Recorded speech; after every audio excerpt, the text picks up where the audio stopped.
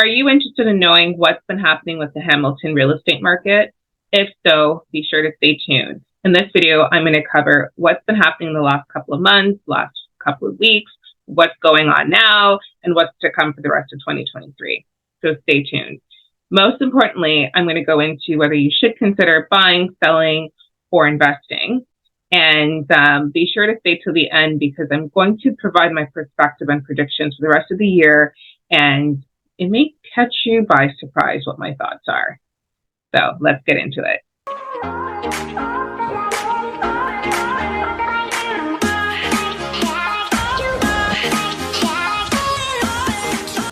My name is Tish Schoberg, and I'm a licensed real estate agent in the Hamilton, Ontario area. And if you have questions about the Hamilton real estate market, about buying, selling, investing, or about just Hamilton in general, feel free to reach out. I'd love to help. Let's get into the details.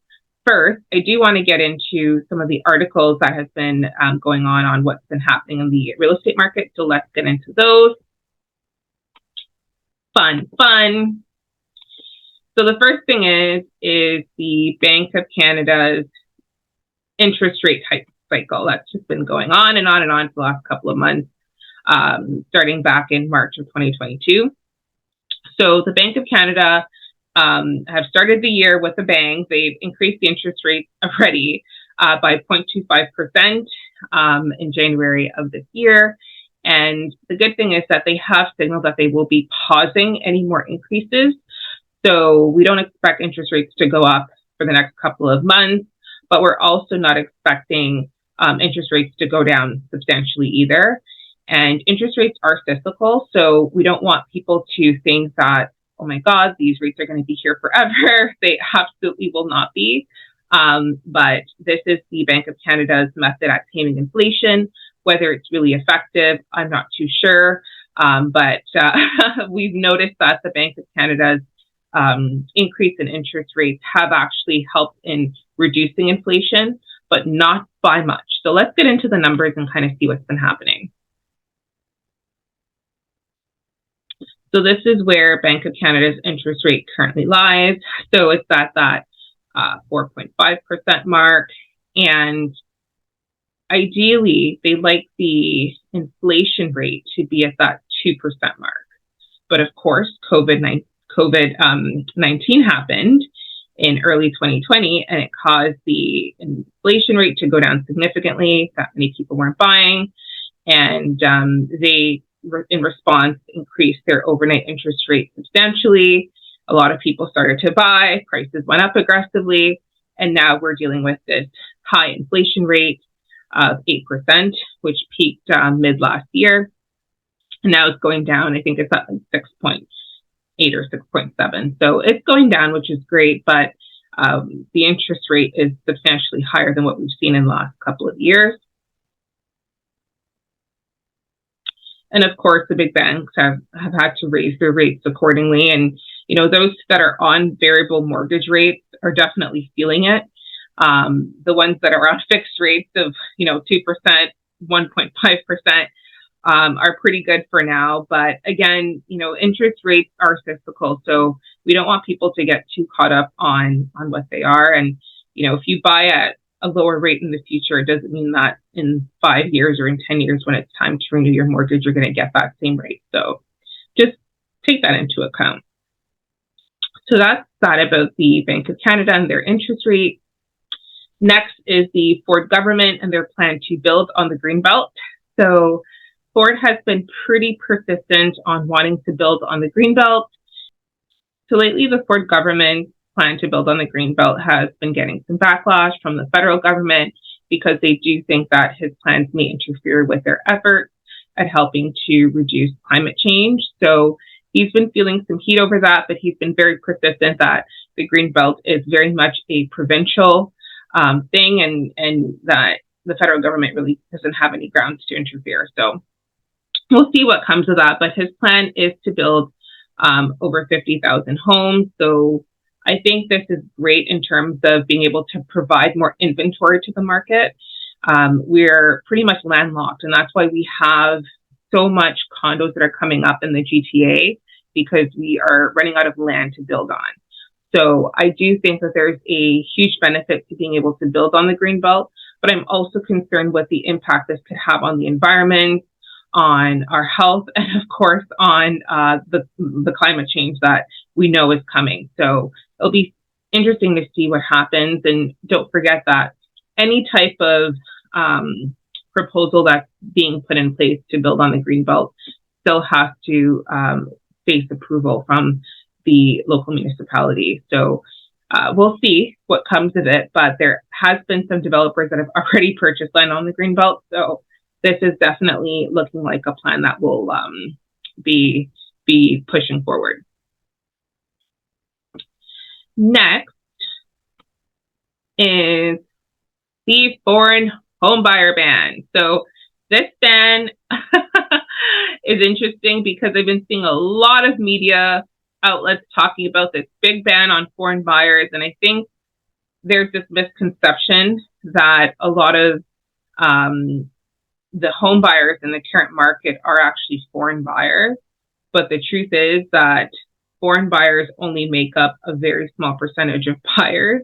So let's see the graph of the amount of people who make up foreign buyers within Ontario. So this is a picture of a graph in 2020. And as we can see here in Ontario, only 3.4% of homeowners were actually foreign buyers. So there's definitely not a lot of people that are purchasing property in Ontario and in Canada, quite honestly. Look in comparison to the other regions that are really foreign buyers. So I just feel like it's a effort that the government put in place to make it seem like they're actually doing a lot to help tame the high pricing of housing, but it really isn't going to be that much of a difference with this 2-year ban on foreign buyers being able to purchase. And there are definitely exemptions. So there's certain buyers like international students, foreign workers who are able to still purchase one property as long as they've lived in Canada for a certain number of years and have the intention on becoming permanent residents. So there's definitely some workarounds from that. And there's also the pre-construction market, which is very difficult to regulate and make sure that people are not purchasing. Yeah, so we'll see what happens with this foreign buyer ban. But I mean, the ban on foreign home buyers just seems to only be affecting less than 5% of the population. So do you think it will really have much of an effect? I definitely don't think it will. Okay. Next is the Hamilton market in general is becoming a lot more balanced.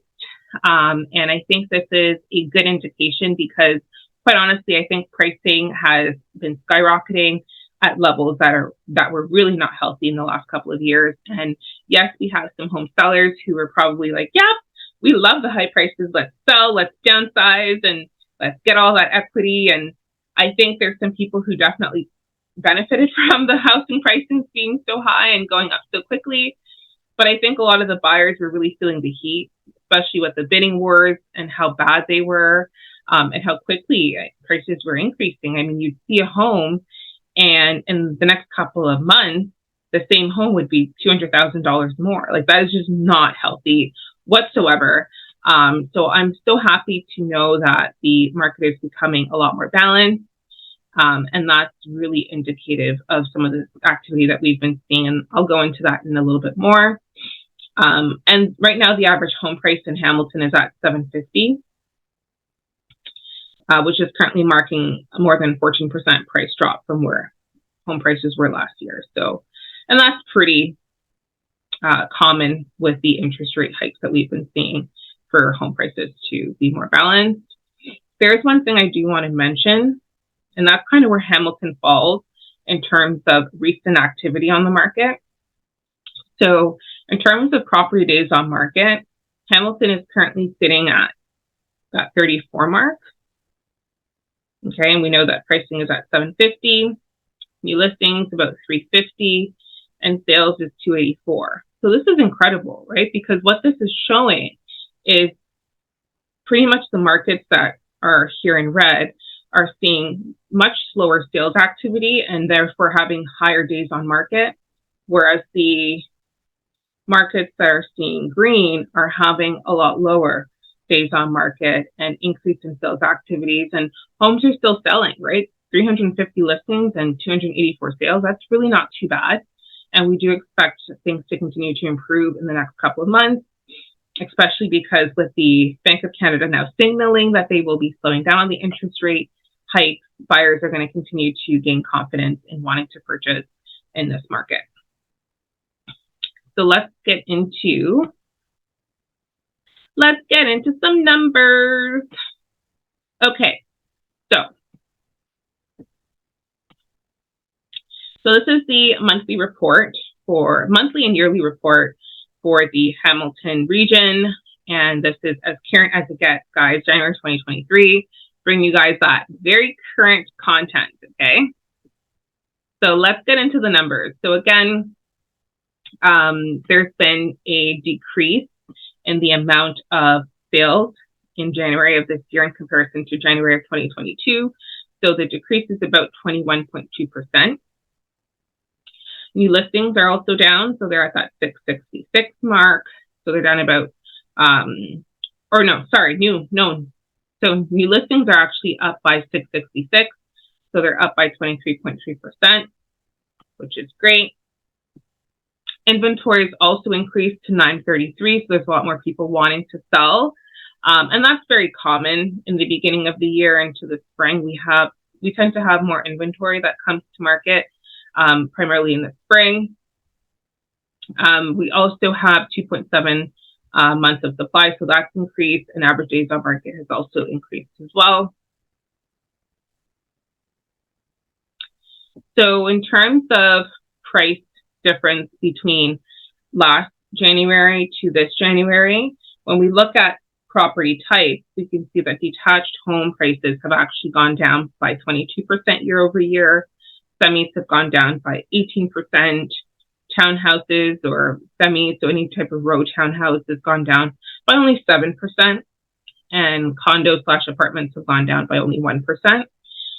And the reason this happened is because during the pandemic is when we've seen detached homes tend to increase substantially more in pricing, whereas and that's because of the short supply of detached homes that we have, whereas townhouses and condos didn't really increase as much. And because of that, we're not seeing the price really normalize as much for those condos and townhouses. And when we look at monthly sales comparison, we can see there hasn't been much of a difference in terms of sales activity overall in the last 10 years. So the dark blue section of the graph is indicating months of supply. That light green section is indicating benchmark price, and then that light blue thing indicating average price. So we've seen months of supply were substantially low at the beginning of 2022. And because of that, we've seen the pricing appreciate substantially at the beginning of 2022. And as the interest rates began to increase, months of supply started to increase as well, because sellers began to say, oh my God, my property value is going down. I need to sell ASAP. So they started to flood the market. And as a result, we've seen that the months of supply went up, but the average price went down because of the Bank of Canada wanting to increase those interest rates to help combat inflation. So that's what that shows.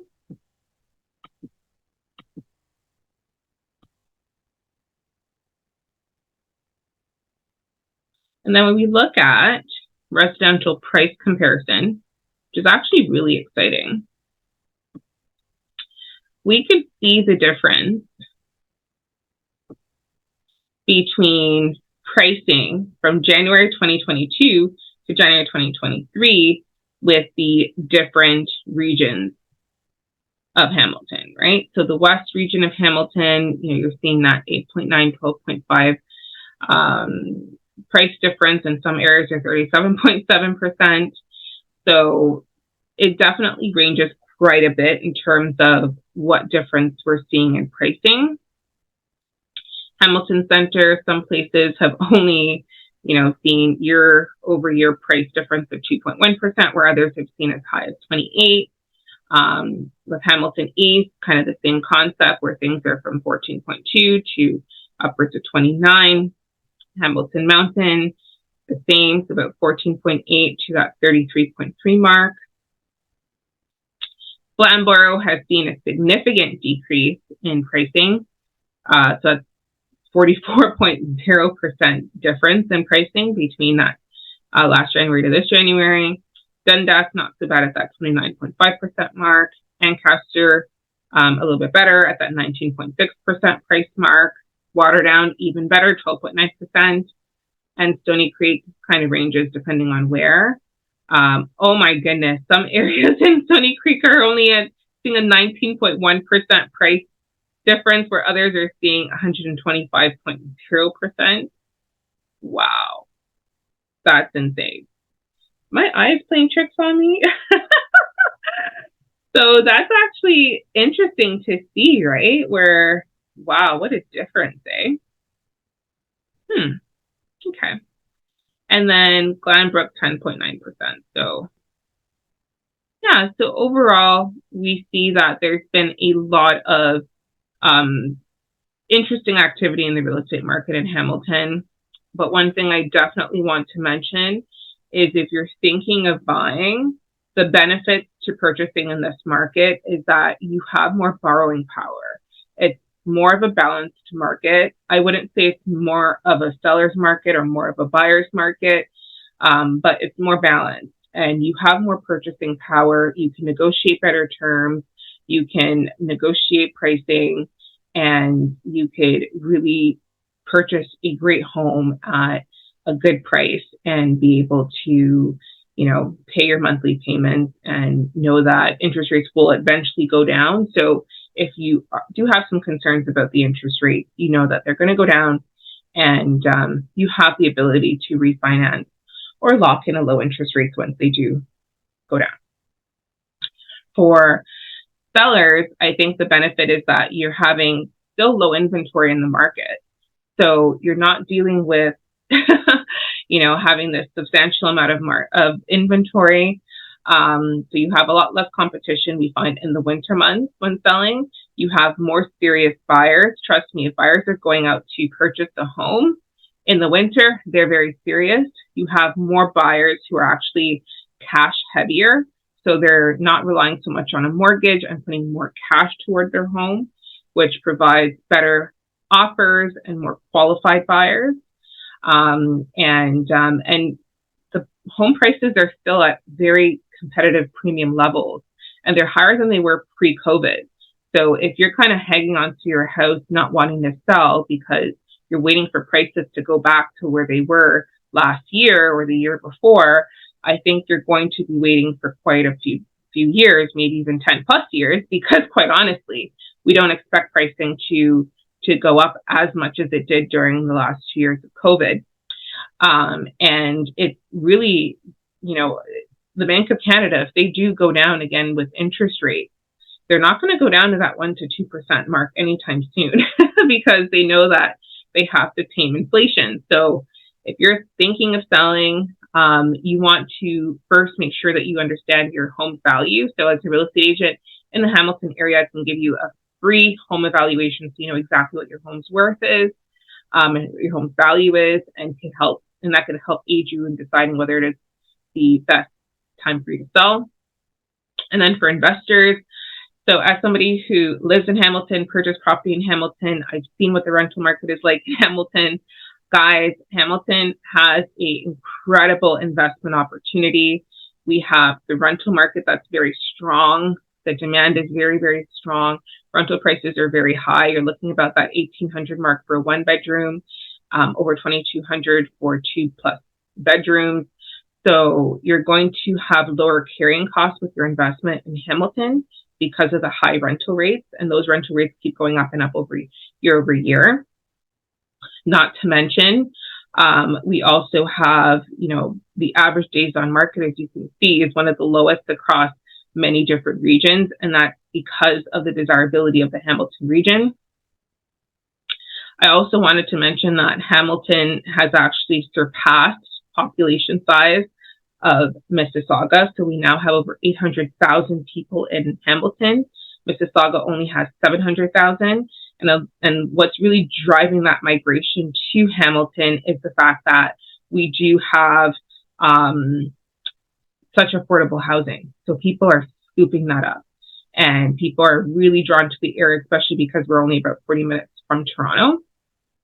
So for investors, there's a lot of reasons to purchase, not to only mention that, we have McMaster University, we have St. Joseph's Hospital, we have just a lot of different sectors, including school, education, and the steel industry that's really driving the economy forward. So it's a really great safe city to invest in. And my predictions for the rest of 2023, because I know that's what everybody's waiting for. What do you think is going to happen? I do think the Bank of Canada is going to slow down and keep interest rates stagnant until maybe the end of the year, where they will slowly begin to reduce the overnight rate. So either until the end of this year or into early 2024, we're going to see interest rates begin to slowly decrease. And that's indicative of the inflation rate also going down. So that's my prediction in that regard. In terms of pricing, I do think pricing will be very stable for the next couple of years. I don't see there being a substantial gain in pricing. I don't see there being a substantial decrease in pricing. I think the worst is really behind us in terms of what we've seen happen with the market. And I'm hopeful that prices will start to appreciate at a more healthier rate of around that 4 to 7% year over year appreciation rate, which I think is much healthier than this crazy 20%, 30%, 40% price appreciation that we've been seeing during the COVID pandemic. So that's my predictions for 2023 and the years moving forward. So guys, this is an incredible market. It is balanced. It's great for buyers. It's great for sellers. It's great for investors. I myself have taken advantage of this market and purchased property. So if you're interested in learning more about opportunities that are out there, I'd love to help. Thanks so much for watching. Be sure to like, comment, share, subscribe, and turn on post notifications. Have a wonderful day.